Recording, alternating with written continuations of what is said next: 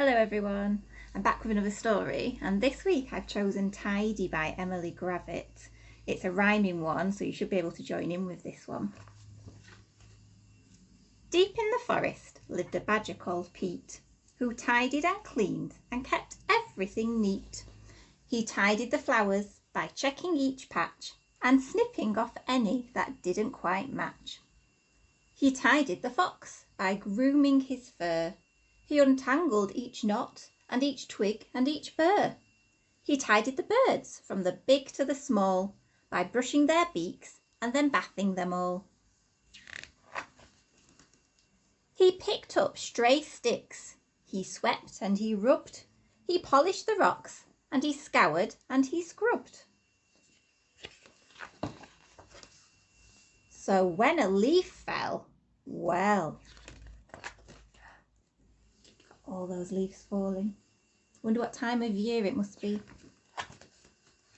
Pete tidied up, but he still wasn't happy. Now the trees looked bare and scrappy. And so, to make it all look neat, Pete undertook a mighty feat. He dug up every single tree. But then it rained and there was a flood. And afterwards, a lot of mud. Pete called in the diggers, he called in the mixers, he called in the concrete, the rakers, the fixers. No mud, no leaves, no mess, no trees. Perfectly tidy and perfectly neat. This forest is practically perfect, said Pete. I'm hungry, he thought. I deserve a treat. So he hunted around for something to eat. But the beetles and worms that he usually found were under the concrete, deep in the ground. And so Pete decided to go home instead. If he couldn't have dinner, he'd go straight to bed. But when he arrived and took out his key, there wasn't a door where the door used to be.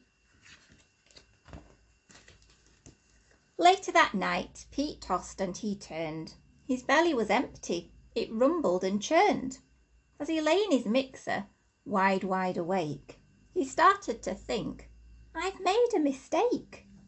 So, the very next morning, when it got light, he set about trying to put everything right. Then the animals came, from the strong to the weak, and they lent him a paw or a claw or a beak. They put everything back as it always had been, but maybe less ordered and not quite as clean. And Pete, well, he promised to tidy up less, but if he succeeded is anyone's guess. Hope you enjoyed that story, children. Quite liked how everybody came to help in the end of that story. It was a good community. Hope you're all well. Take care, and I'll see you soon. Bye.